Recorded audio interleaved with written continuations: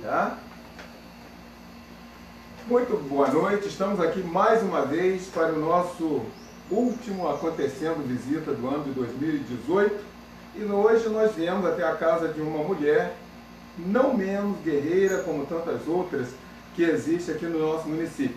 Através da arte da comunicação, ela prestou com seu trabalho e sua competência um serviço importante para a população do município de Guapimirim no nosso processo de emancipação.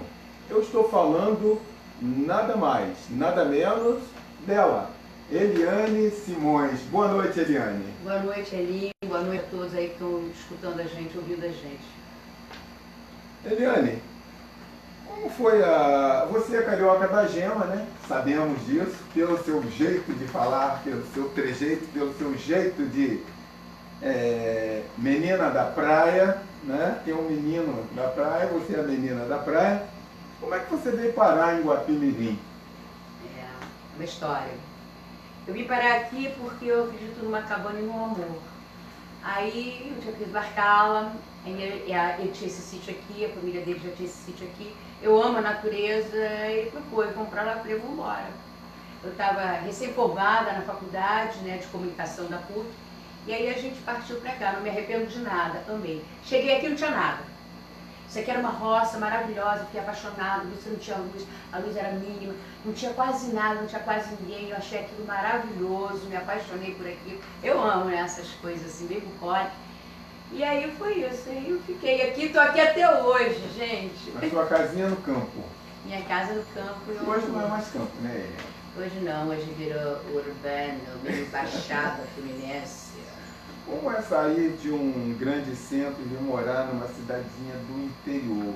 Você até já praticamente falou sobre isso. Eu achei super interessante, porque o Gilberto ele saía de manhã, ele trabalhava na Petrobras, então ele saía de manhã para ir trabalhar e passava o dia inteiro fora. Eu ia fazer o quê? Não tinha nada aqui.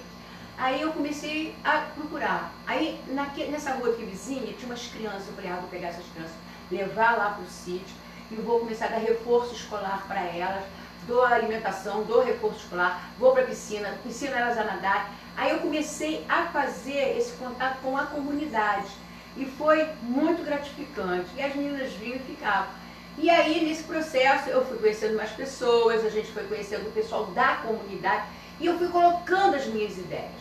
Aí um belo dia aparece na minha casa, eu já não estava morando mais aqui, eu estava morando lá, onde hoje é o Multimarket, morei ali naquela casa do lado. E aí aparece um belo dia na minha casa, quem? José Missen.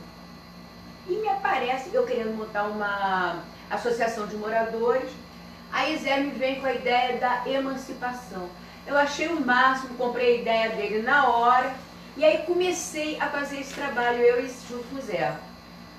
E quais foram as pessoas que você teve os primeiros contatos aqui em Guapimirim? Você disse que o José Missen foi uma das mais importantes. Politicamente falando, dentro de um processo, de um projeto político, Zé foi o mais importante nessa história. Aí tinha os políticos aqui da cidade, né?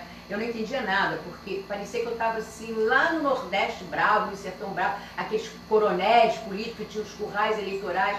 Aí eu vou até falar hoje, mas eles são meus amigos, mas se você quer um processo histórico, eu falo.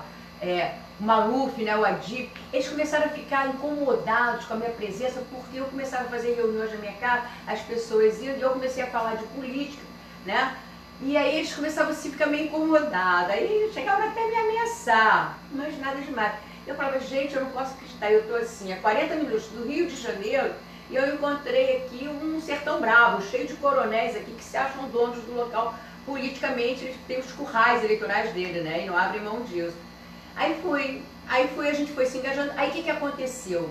Aí começamos a fazer um jornal, a gente aí descartou já o negócio da associação, já partimos para o jornal, já partimos direto para a emancipação. Seria o Guapi Livre. O Guapi Livre, que foi o primeiro jornal que a gente fez aqui da emancipação, que era o Guapi Livre, que foi lançado em 1987. Eu até tenho o primeiro número aqui, só que eu não achei, né, Hélio, mas vou ficar te devendo essa. E aí a gente fez o Guapi Livre, foi feito em linotipia o jornal, tumbado, um a um.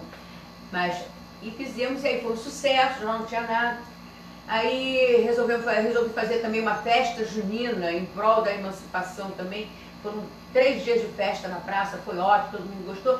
E aí fui começando as pessoas a chegarem e eu a conhecer pessoas aqui dentro, aí comecei a conhecer pessoas importantes, que eu vou citar o nome das pessoas que eu conheci aqui dentro, que foram muito importantes dentro desse processo, que alavancaram isso, que a gente discutia muito, que eram pessoas intelectualmente mais engajadas aqui dentro desse processo, que foi, na realidade, o Lauro, né, o falecido Lauro, maravilhoso, meu amigo, foi importantíssimo nisso. A gente tinha também, o Medeiros também, foi legal pra caramba nessa história. Quem mais que eu posso citar aqui? Toís também nesse processo. Oswaldo também, Oswaldo Vivas. Que eu me lembro assim, mais assim, a mídia era eles, tá? Marinette também, foi muito importante. E eu sei que a gente começou a formar um grupo, de repente, aí surgiu a Nascente Pequena, dessa festa, desse processo, surgiu a Nascente Pequena.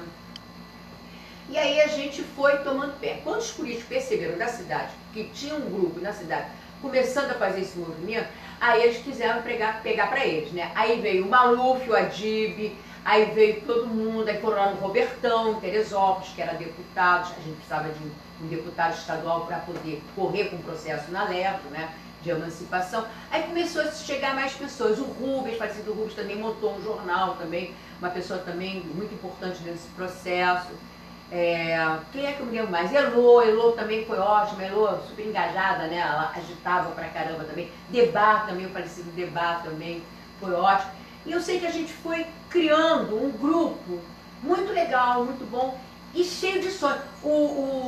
Aquele que é professor Vivas, o Ilhão. Então, eram aqueles jovens de Guapimirim que entraram, se engajaram nesse processo e a coisa ganhou um volume muito grande. Tanto que foi 92%, né, pelo sim, quando teve o plebiscito da emancipação, se eu não me engano, foi um percentual altíssimo. E aí a gente foi ganhando esse chão. O que foi interessante dentro desse processo foram as discussões anteriores à finalização da emancipação. A gente fez um fórum pensando o Guapi, foi fantástico, porque ali a gente se reunia e colocava as ideias, os sonhos, né? Eram os sonhos que a gente queria ver na cidade. Que a gente queria para a cidade, como a gente queria a cidade emancipada, o que a gente queria para a nossa cidade, né? E agora, alguma dessas ideias perdurou, Edna? Infelizmente, não. Infelizmente. Hoje eu tenho até as minhas dúvidas se valeu a pena emancipar. Hoje eu tenho certas dúvidas em relação a isso. Por quê? Foi o que eu te falei. Quando os políticos perceberam que existia esse movimento popular dentro da sociedade, e que estava tomando corpo, que tinha tomado corpo, eles vieram e se engajaram. No que se engajaram, aí começou, né, já aquela coisa, porque eles já tinham currais eleitorais deles, já tinham aquelas coisas todas. Mas o interessante foi que, por exemplo, eu vou dizer para você, o Nelson do Posto foi totalmente contra, ele era vereador à época lá em Magé, porque todo mundo depois queria ser o pai da emancipação, todo mundo queria pegar para si o processo, né? Ele foi contra, o Ailton também, que é meu amigo, eu gosto dele pra caramba, mas também foi contra, ele também não se engajou no processo, ele também não fez nenhuma força para o processo andar, que eu acho até ótimo, ele andou pelas próprias pernas, a sociedade empurrou o processo, né? E foi um momento muito mais rico, a pré-emancipação foi um momento muito mais rico do que depois que se emancipou. Aí quando emancipou a cidade, que veio o primeiro governo, aí vieram as lideranças que já estavam consolidadas, né, lá em Magé, porque era o Nelson e o Ailton, eram vereadores de mandato, né, já estavam consolidados, e surgiu um grupo que ia apoiar seu Max. Mas o seu Max não tinha ainda força política, ele tinha o apoio da sociedade local, das raízes locais. E o Ailton e o Nelson, eles tinham outro apoio, porque eles eram lideranças mesmo, políticas já, dentro da cidade, né. Então isso é que fez a diferença. Isso fez a diferença, porque você quer saber a história, então vamos lá, não me deixa falar que eu não faço. Mas se a gente ficar na história da emancipação, a gente vai longe, porque a gente tem muita coisa para contar. O Nelson, ele foi o prefeito eleito. E o Ailton veio de vice na chapa dele. Você se lembra como é que foi a composição da Câmara, da primeira Câmara que teve aqui em Guapimirim? Né? Era Sérgio Mauro, tio Pedro do Armazém, Argeu Paixão, vamos lá. O seu Eliseu do Boi. O Eliseu do Boi, né? O César do Vale foi... César do Vale, tio, César do Vale, exatamente. Eu acho que eram 9 vereadores. Né? O Júnior de Citrolândia também foi no primeiro, né? A primeira eleição foi o Júnior também, foi na segunda. Não me lembro dos Júnior, era a primeira eleição. Bom, conclusão. O que aconteceu? Nelson foi eleito, Ailton era vice, foi buscar liderança. Quando ele foi eleito, ele alijou Ailton do processo. E Ailton não é um político de ficar alijado, porque ele era uma liderança, ele carregou os votos para Nelson. Senão não ia dar, se a chapa não fosse os dois, não ia dar eles, não. Ele carregou o... Se uniram para vencer. Eles se uniram para vencer. E aí, quando foi eleito Nelson, depois, aí alijou o Ailton todo esse processo. Que ele era vice, não deram nem uma sala para ele, nem nada. Ailton ficou por conta da vida com essa história. E aí já se criou uma cisão. Logo depois, o Nelson... Magé era mais importante, tinha mais arrecadação, tinha mais volume de dinheiro, bababá. Aí ele foi pular para lá. O Renato veio candidato a deputado, lembra? Uhum. E o Nelson não terminou o primeiro mandato de Guapimirim, não teve término. Ele largou o mandato, ele renunciou ao mandato para poder vir candidato a Magé. Transferiu o domicílio eleitoral para Magé e foi para Magé. E aí, o que aconteceu? Se o Ailton assumisse a prefeitura naquele momento, como vice... Não poderia concorrer. Porque não tinha reeleição naquele momento. Então, ele não poderia concorrer. O que Ailton faz? Ailton também não assume, renuncia. Quem assume essa história? O presidente da Câmara, que era quem? Sérgio Mauro. Parecia o Sérgio Mauro. O Sérgio Mauro, uma pessoa muito inteligente, um garoto novo, inteligente, ele poderia ter feito a diferença. Ele tinha vontade de fazer. E aí o Sérgio tinha contato com esse grupo que começou a fazer os fóruns pensando Guapi, etc e tal. Serginho ele não estava dentro do processo, mas Lauro era muito amigo dele, eu fiz um jornal para Sérgio Mauro nessa época, então estava eu, Lauro, com ele dentro desse processo começando. E aí foi assim, Sérgio Mauro. Aí Ailton veio candidato e ganhou. Aí Sérgio Mauro ficou no governo Ailton. Sérgio Mauro era um braço direito de Ailton nesse momento, que era muito bom, porque Sérgio Mauro tinha boas ideias, ele era um menino muito inteligente, ele tinha boas ideias e tudo mais. Só que Sérgio Mauro teve uma morte prematura. E Ailton veio para o segundo mandato. O primeiro mandato do Ailton até que não foi ruim, o mandato dele não, até que foi bom. O segundo mandato é que já estava sem Sérgio Mauro, e aí já não foi. Mas aquela coisa... Aliás, tudo que é segundo mandato não foi tão bom. Tudo que é segundo mandato parece que não é bom. Acho que esse negócio da reeleição não é uma coisa boa. Né? Eu acho que não é uma coisa boa. Né? Porque não fica legal. Nunca o segundo mandato é legal. Sempre o primeiro é melhor, o segundo nunca é bom. Você vê aí nesses processos todos.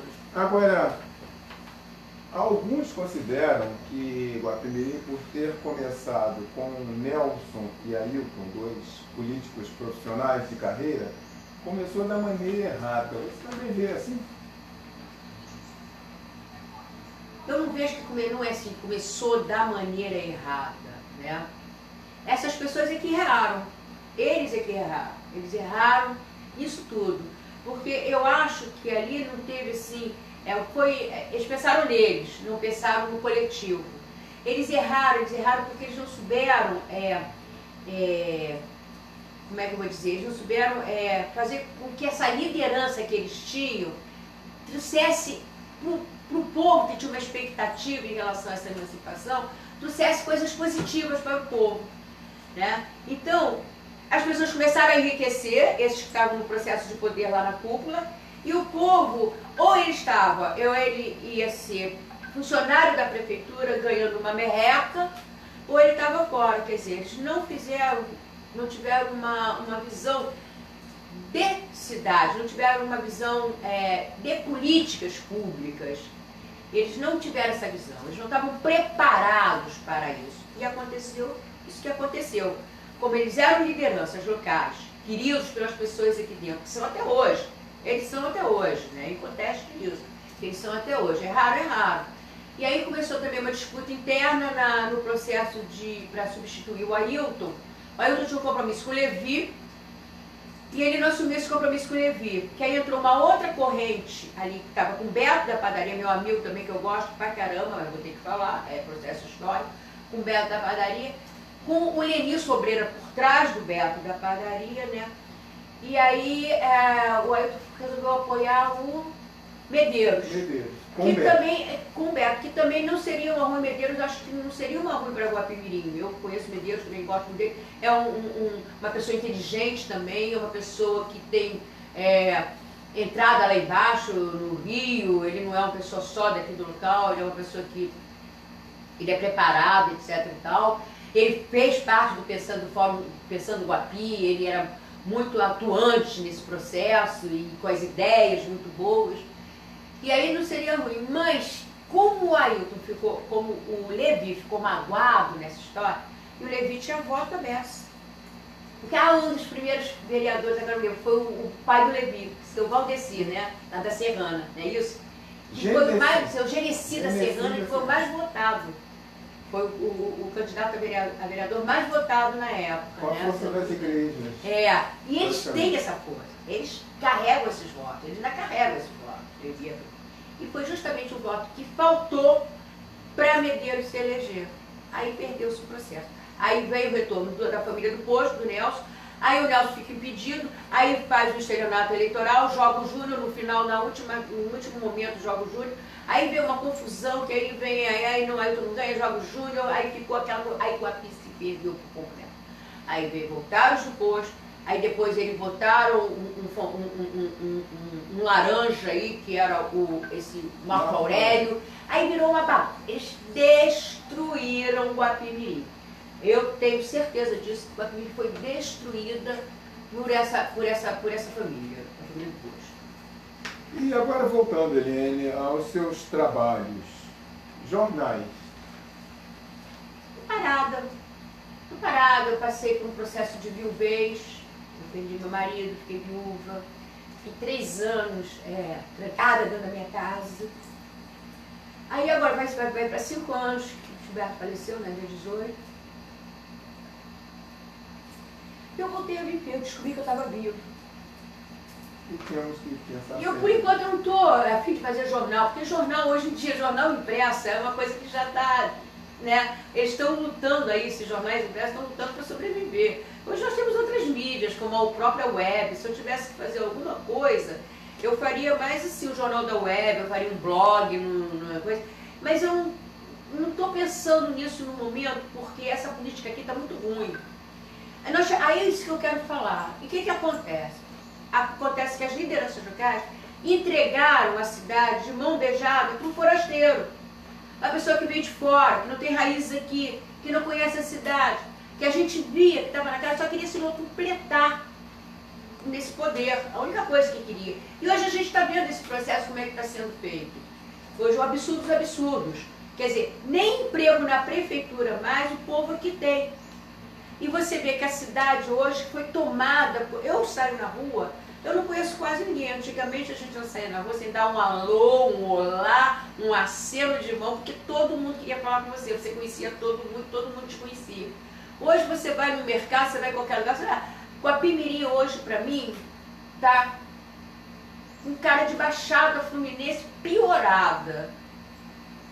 Agora, com o avanço das tecnologias, Eliane, e das diversas transformações que o mundo vem sofrendo, ainda dá para se viver bem em Guapimirim? Tem como dar-se uma volta por cima nesse processo que se instalou na cidade? Eu não vejo nenhuma liderança aflorando aqui, né? Nenhuma liderança que possa fazer a diferença. Isso aqui, nós temos que ter uma liderança. Eu acredito na força jovem, mas também não pode ser jovem e não ter uma experiência. Hoje nós temos Marina que foi eleita candidata a deputada estadual. Mas se Marina não tiver pego os vícios de quando ela foi vereadora, os vícios de quando o pai dela foi vereador, esses vícios todos que aqui esses políticos construíram para eles, que é o vício de tomar lá da cá, que é o vício de ficar fazendo política social pessoal, eu acho que até tem que fazer porque é muito complicado. Mas isso não é a prioridade. A prioridade é você fazer a cidade crescer, é você fazer com que a cidade ela se emancipe economicamente também, para que as pessoas não tenham que ficar pedindo nada a político nenhum, para que as pessoas tenham o seu trabalho, tenham a sua dignidade, resgatem a sua dignidade, sem ter que ficar pedindo ou trocando voto, porque vai ter um empreguinho na prefeitura para varrer rua, porque vai ter um empreguinho na prefeitura para ficar ali sob o comando daquele grupo político que está no poder, sendo mandado e comandado por aquilo. Entendeu? As pessoas têm que ter. Eu não vejo ainda luz no final do túnel em relação a isso. Eu não vejo em Guapimirim. É um processo para resgatar muito grande, tá? Porque criaram-se vícios. O que é preciso fazer para que tenhamos esse resgate aí que você falou? Primeiro, vai da consciência, né? Segundo, passa por educação, que eu acho que não tem, tá? É muito precária. Na realidade, a gente deu um passo enorme para trás, eu acho, em relação à educação nesse país. Eu acho que eles introduziram muita ideologia nas escolas e pouco conhecimento. E o que a gente vê hoje são jovens atrelados a um processo ideológico caótico, um processo ideológico anárquico. Eu não acredito que esse processo ideológico seja um processo ideológico de esquerda. Eu acho que é um processo ideológico anárquico. Pode até ser que tenha sido criado dentro de uma ideologia de esquerda para poder dominar, ter o poder na mão, dominar esses jovens, mas eu vejo como um processo anárquico. Eu não vejo como uma ideologia de esquerda, eu vejo como um processo anárquico. Você conversa com os jovens, eles, porque o Lula, porque a esquerda, porque o PT, mas eles não sabem nada de história, eles não conhecem a história brasileira, eles não conhecem a história do nosso país, eles só ouviram falar aquilo que foi dito nas escolas. Nas universidades, os professores estão todos dominados por essa ideologia e estão dominando os alunos, que você vê isso na escola. É uma anarquia total. Eu te digo, eu não sou careta, eu não sou conservadora, eu não tenho nada disso. Mas se eu fosse hoje para estudar numa universidade dessa, com esse clima caótico, eu, pelo amor de Deus, eu não ia querer uma situação dessa, nem pensar. Aí você vê a ideologia de gênero que eles introduziram nas escolas. Que besteira é essa, cara? O homossexualismo sempre existiu, desde que mundo é mundo, Grécia Antiga, Roma Antiga, sempre existiu isso. Para que fazer esse alarde, criar essa história, levar isso para dentro da escola? A escola tem que dar reconhecimento para os jovens, dar conhecimento para os alunos. E não ficar pregando ideologia de gênero, eu acho isso um caos total. Estamos passando por um momento difícil na política nacional e também nas políticas locais, né? Você acredita que de agora em diante, depois do evento Sérgio Moro à frente da Operação Lava Jato, a eleição do Bolsonaro, renovação de alguns elementos do Congresso Nacional, a população, enfim, ela está mais atenta? A população, ela está mais atenta porque o Bolsonaro foi eleito foi uma coisa que nunca tinha acontecido antes, foi um processo que não existiu antes. Ele foi eleito quase sem dinheiro nenhum. Quem fez a campanha dele foi a população, foram os eleitores dele, aqueles que acreditaram que tinha que mudar, que esse país tinha que dar uma guinada, que ele não podia ficar do jeito que estava, com essa anarquia toda que estava se implantando nesse país, essa esquerda querendo tomar o poder, entendeu? Esse estedilha aí, nas escolas, as escolas totalmente aparelhadas, os órgãos públicos, as instituições públicas aparelhadas também. Você viu que tem mais de 120 mil cargos comissionados, né? Tudo aparelhado, tudo aparelhado. A gente viu o que aconteceu com esse país, esse processo de corrupção endêmica que teve aqui dentro, né? Como ela piorou. Existiu corrupto? Existia, sempre existiu. Mas foi de um processo que foi assim uma gangue, foi uma quadrilha inteira. Todo mundo começou a se comportar, todo mundo roubou. E roubou muito, não roubou pouco, não. Então a gente fala em bilhões, como é que pode? Em bilhões, a gente hoje olha para a saúde e vê o caos que está na saúde.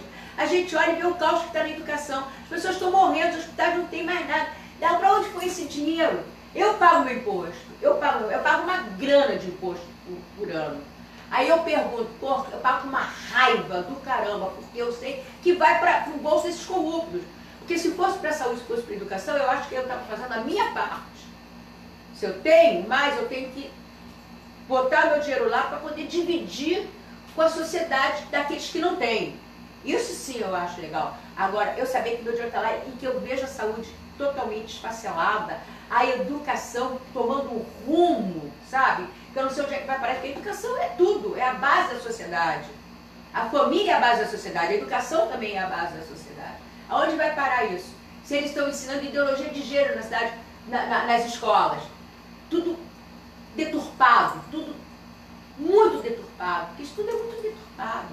Eu sempre tive amigos meus homossexuais, eu nunca tive problema de preconceito, eu sempre tive amigos meus negros, eu nunca tive problema de preconceito, entendeu? Aí quando introduz aquilo que chama a atenção, que alerta, parece que existe uma ruptura mesmo entre um e outro. Hoje os movimentos negros são assim, agressivos demais.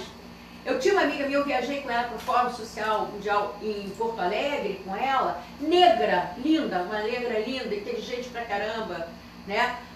E eu fui com ela falava pra mim, eu não participo, estavam os movimentos negros lá, porque eles são atuantes nesse momento, né, nesses encontros, e estava lá. Ela falou assim, Eliane, some, não chega perto, porque eles são hiperagressivos. Eu falei, que é isso, eu vou lá, eu quero comprar aquele vestido lá, para aquela estampa étnica, eu vou comprar aquele vestido. Eu fui quase que agredida.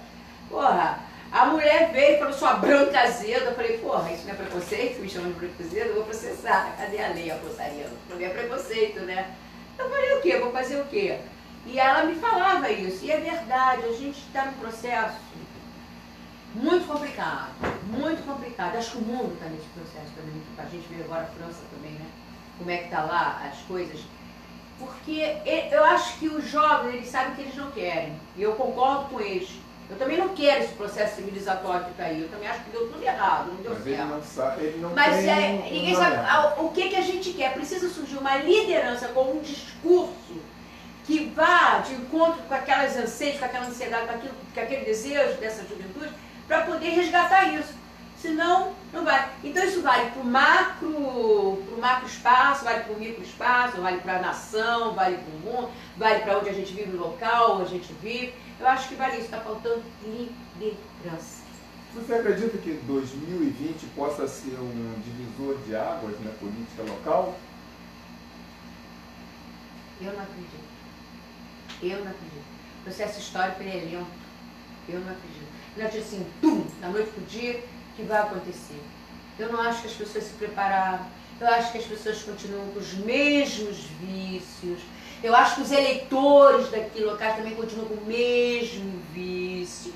Eu acho que o cartório eleitoral não está preparado para essa gente que vem de fora só para votar, que eles transferem esse título todo. Eu acho que ainda não está preparado. Então você pensa em 2 anos, você espirra, você já tem 2020. É muito rápido esse processo, né? Ele acontece assim, você piscou o olho, você já está em 2020. E aí eu falo para você, será que dá para mudar assim? São processos. São processos, passa pela educação, passa pela família, são processos. Então, se você fala que vai ser um divisor, não. Como, por exemplo, nós elegemos o Bolsonaro. Por quê? Eu não sou Bolsonaro, eu estou Bolsonaro porque eu fui obrigada a estar na radicalização para cá, porque eu via que a radicalização do lado de lá estava tomando um rumo que eu não queria para o meu país, que eu não queria para os jovens do meu país, que eu não queria para o futuro do meu país. Porque eu agora só quero ser feliz. Eu não tenho maiores pretensões em nada. Eu quero ser feliz, tá bom. Agradeço tudo, agradeço minha vida, agradeço o que eu tive, mas estou passando a régua, tá legal. Aí você pode fazer o blog? Posso. Estou pensando em fazer o programa? Estou pensando em fazer o programa. O Frederico não estava falando do programa Raiz, bababá, a gente poder transmitir conhecimento. Eu acho super legal isso, pode ser que aconteça. Estou aí, para esse tipo de coisa eu estou aí. Posso estar aí para fazer. Agora, para a gente em 2020 chegar com alguma coisa um pouco mais interessante na mão, quem for liderança, eu falo assim, por exemplo, se Marina hoje ela é deputada estadual, eu acho que a varinha de condão está na mão dela, mais do que qualquer mão de qualquer outro político aqui. Apesar da gente saber também como é que foi o processo político dele. O pessoal do Modelo, a gente sabe. César é meu amigo, ela é minha amiga, gosto dela pra caramba. Mas eu também não vou chegar aqui e vou contar uma outra história. Não vou ser cabotina assim, até porque eu não dependo de ninguém. Então, o que acontece? Agora, se souber fazer, hoje ela está com a liderança na mão, é deputada estadual. Se ela parar com esse negocinho de levar para o hospital, de pagar examezinho aqui, exame lá, não que ela não deva fazer, ela tem que fazer, se precisa, ela faz. Mas dela não só focar nisso, dela ter um entendimento maior, dela ter uma visão maior, ela projetar essa visão maior, entendeu? Chamar as outras lideranças dessa sociedade aqui, local, entendeu? Você, tem um programa na rádio, você que é atuante, sempre foi atuante, né? Chamar Medeiros para conversar, entendeu? Essas pessoas que faziam a diferença, chamar, eu vou também chamar a mim para conversar, que fazia a diferença, e que nós não temos o mínimo interesse em espoliar o município, os cofres do município. Nós temos a nossa vida tranquila, garantida, né? Professor Murilo também. Aliás, eu acho que o professor Murilo vem candidato também. Em 2020, eu acho que ele vem candidato. Ele participou. Ele é presidente do PSL de Bolsonaro aqui. Né? Ele também é uma pessoa inteligente, uma pessoa também que também não depende desse... uma coisa eu tenho certeza, que ele não vai meter a mão no dinheiro dos munícipes. Isso eu tenho certeza que ele não precisa. Ele não precisa. Também já está numa fase da vida dele que não tem nada a ver. Então eu acho que a gente tinha que sentar e criar aquilo que a gente falou, o Fórum Pensando o Guapi 2020. Agora seria Repensando. Fórum Repensando o Guapi 2020. Tá aí, ó, estamos jogando aqui no ar, eu e você, estamos fazendo um desafio para essas lideranças que têm alguma pretensão de vir candidata a 2020, não só para o Executivo, mas também para o Legislativo. Eu quero a gente está agora jogando esse desafio, lançando esse desafio. Quem é que vai montar esse fórum Repensando a Avenida 2020? E tem que começar já, né, Eline? Agora. Porque não adianta deixar para a última hora. Não adianta, campanha, tem né? que pensar, tem que ser agora. E aí não dá resultado esperado. Não dá. Agora, e independente Tá bom, não? de qualquer coisa, Eliane, Mas... não, ainda tem, né, algumas perguntas. Tá. Independente de qualquer coisa, a força da juventude, ela é primordial nesse momento, não é? Eu acho que a juventude é a força. Porque eles têm energia, né? Tá ali latente a energia. Mas tem que saber utilizar essa força.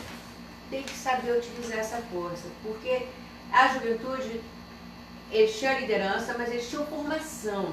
Por exemplo, a gente vai falar em 1969, Combandi na França, a Revolução Cultural que aconteceu em 69, que tinha Combandi na frente, lá na França, que aconteceu, que hoje está acontecendo na França também, e lá também aconteceu em 69, não pensa que isso é novo, não tem novidade nenhuma nisso. O processo histórico ele é cíclico, né? Então não tem nenhuma novidade nisso. Ainda dizem, né, que o processo o primeiro, na segunda vez ele se dá como farsa, né? A primeira é a história, a segunda ele se dá como farsa, né? E aí, ele é cíclico. Então, não pensa você que não aconteceu, mas lá tinha uma formação. Tinha uma formação intelectual, uma formação filosófica. A França é o berço da filosofia, tinha uma formação filosófica. Eles sabiam o que eles queriam. Hoje, eles sabem o que eles não querem. Mas também não sabem o que querem. Não tem a liderança, não tem um norte, não tem um pensamento. Né? São muitos imigrantes, a França foi tomada pela imigração. Aliás, está um êxodo no mundo, né? O mundo está um êxodo, né? Todo mundo saindo desses lugares todos em conflitos, esses lugares pobres, e todo mundo imigrando para outros lugares, e tá esse êxodo. E as culturas estão um caldo cultural. Isso é complicado, porque é um caldo cultural. Aí você tem uma cultura aqui que de repente chega muitos muçulmanos num lugar assim na França, por exemplo, aí aquela cultura começa a ser, banida dali, e a outra passa a ser a mais forte ali, ela some com aquela. Isso tudo vai acontecendo. Então, é complexo. Eu não posso te falar aqui o que eu penso e vamos falar. Eu não me sinto nem assim